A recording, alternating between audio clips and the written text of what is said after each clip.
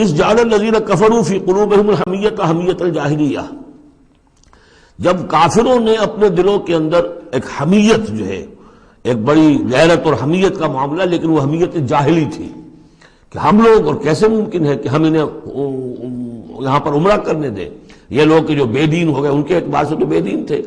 جو ہم اپنے آبا و اجداد کے دین کو چھوڑ گئے، تو وہ جو نسل پرستی اور قوم پرستی ان میں تھی، اور آبا پرستی تھی، اور اپنی روایت پرستی تھی، اس کے بنا پر حمیت جاہلیت ان کے دلوں کے اندر اتنی کوٹ کوٹ کر بھری ہوئی تھی۔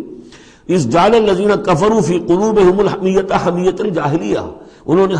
حمیت جاہلی کو اپنے دلوں کے اندر راسخ کر لیا تھا۔ فانزل اللہ سکینتہ علی رسولہ وعلی المؤمنین، تو اللہ تعالیٰ نے اپنا طرف سے سکون نازل فرما دیا